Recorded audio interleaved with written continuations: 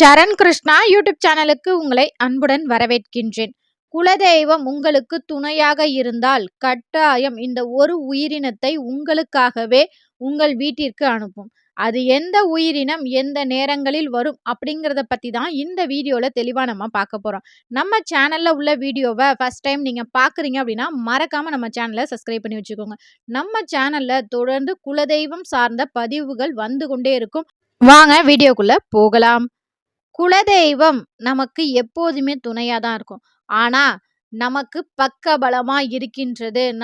ஒவ்வொரு அசைவிலும் நம்ம தெய்வம் நம்முடனே இருக்கின்றது அப்படின்னா, முதல்ல குலதெய்வம் சார்ந்த எண்ணங்கள் உங்களுக்கு தொடர்ந்து வந்து கொண்டே இருக்கும்.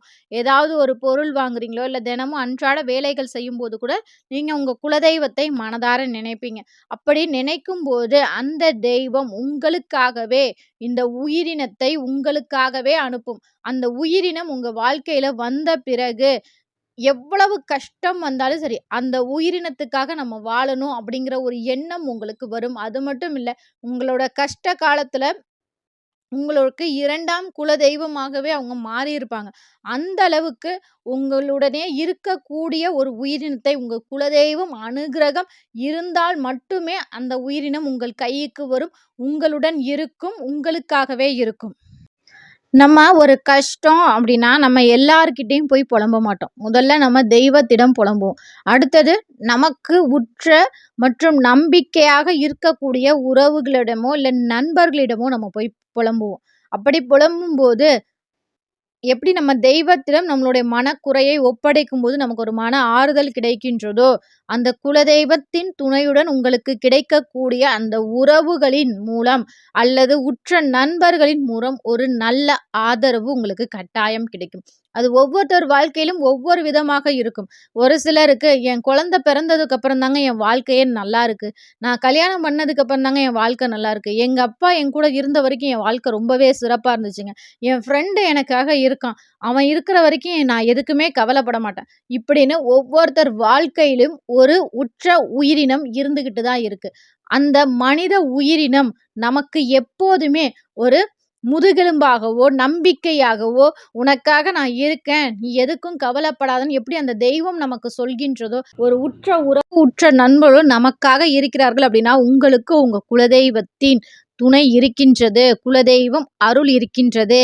ஏன்னா, குலதெய்வத்தின் அருள் பெற்றவர்கள் கிட்ட எந்த ஒரு தீய சக்தியோ, இல்ல கெட்ட எண்ணங்கள் உடையவர்களோ அவ்வளவு எளிதில் வந்து பழக முடியாது. அப்படியே பழகுனாலும், அவங்க கூடிய விரைவில் அவங்க எப்படிப்பட்டவங்க அப்படிங்கிறத உங்க குலதெய்வம் காட்டிக் குடுக்கும். அப்படி உங்களுக்கு உண்மையான அன்புள்ளவர்கள் உங்கள சுற்றி இருக்காங்க. உங்களுக்காக ஒரு குழந்தைய குடுத்துருக்கு. இந்த குழந்தை பிறந்ததுக்கு அப்புறம் இந்த குழந்தைக்காக தாங்க நான் வாழ்றேன் அப்படின்னு சொல்லி எத்தன பேர் இருக்காங்க. இன்னும் ஒரு சிலர்லாம் பார்த்தீங்கன்னா, குழந்தை பிறப்பில் தாமதம் இருக்கும். ஆனா, அப்படி தாமதம் இருக்கும்போது, அந்த கணவன் மனைவி இடையே பார்த்தீங்கன்னா, அப்படி ஒரு புரிதல் இருக்கும். அவங்க ஒருத்தர் விட்டு ஒருத்தர் விட்டு குடுக்கவே மாட்டாங்க. அப்போ ஒருத்தவங்கள்ட்ட கேளுங்களேன், "நீங்க ஏங்க இப்படி எப்படிங்க உங்க வாழ்க்கை போயிட்டுருக்கு?" அப்படின்னா, "என் கணவருக்காக நான் வாழ்றேன். என் மனைவிக்காக வாழ்கிறேன். அவங்க வந்ததுக்கப்புறம் என் வாழ்க்கை நல்லா இருக்கு." அந்த அன்பின் வெளிப்பாடு அதிகமாக, அதிகமாக அவர்களோட பாவங்கள் கரைந்து அவர்களின் குலதெய்வத்தின் அனுகிரகத்தால் கூடிய விரைவில் அழகான ஒரு அற்புதமான குழந்தை அவர்களுக்கு பிறக்கும். இந்த அற்புதத்தெல்லாம் செய்யணும் அப்படின்னா, உங்களுக்கு உங்க குலதெய்வத்தின் துணை இருக்க வேண்டும். குலதெய்வத்தின் துணை இருந்தா மட்டும்தான் இது போன்ற அற்புதங்கள்லாம் நடந்திருக்கும். இது ஒருத்தரோட வாழ்க்கையில் நடந்த உண்மை சம்பவம். ஒருத்தர் பெரும் செல்வந்தர். நெறைய காசு பணம்லாம் இருக்கு. திருமணம் ஆனதுக்கு பிறகு அவங்களுக்கு குழந்தை பாக்கியம் இல்ல. அது டாக்டர்கிட்டலாம் போய் செக் பண்ணியிருக்காங்க. அப்போ வந்து அந்த ஆணிடம் தான் குறை இருக்கு அப்படின்ட்டாங்க. அந்த பெண்ணுக்கு மறுமணம் செய்ய அப்படின்னா, செய்ய மாட்டேன். என்னுடைய கணவரே எனக்கு போதும் அப்படிங்கிறப்ப 2 பேரும் முடிவெடுத்து ஒரு குழந்தைய தத்தெடுத்து வளர்க்குறாங்க. அது ஒரு பெண் குழந்தைய தத்தெடுத்து வளர்க்குறாங்க. நெறைய பேர் சொன்னாங்க, "நீ தத்தெடுக்கிறது தான் எடுக்கிற ஒரு ஆண் குழந்தைய தத்தெடுக்க வேண்டியது தானே! அதாவது லாஸ்ட் வரைக்கும் உனக்கு கஞ்சி ஊத்தும். நீ ஏன் பொம்பள பிள்ளைய தத்தெடுக்கிற?" அப்படின்னு. "எனக்கு இந்த குழந்தை தான் வேணும்" அப்படின்னு சொல்லி, அவங்க குலதெய்வ கோவில்ல போய் அந்த குழந்தைக்கு மொட்டை அடிக்கிறது என்ன, காது குத்துறது என்ன எல்லாம் விமர்சையா செஞ்சுட்டு இருந்தாங்க.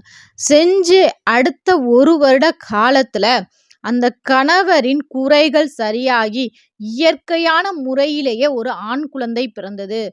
இன்னுமே அந்த தம்பதிகள் எந்த ஒரு பாகுபாடும் இல்லாம எனக்கு முதல்ல பெண் குழந்தை, 2வது ஆம்பள பிள்ளை அப்படிங்கிற ஒரே பாகுபாடுடனே அந்த குழந்தைகளை வளர்த்து வருகிறார்கள். அவர்களோட வாழ்க்கை ரொம்பவே சிறப்பா இருக்கு. இப்ப அந்த தம்பதிகள்ட்ட போய் உங்க வாழ்க்கையில மாற்றின தருணம் என்ன அப்படின்னு கேட்டீங்கன்னா, எனக்கு ஆண் குழந்தை பிறந்த தருணம்லாம் சொல்ல மாட்டாங்க.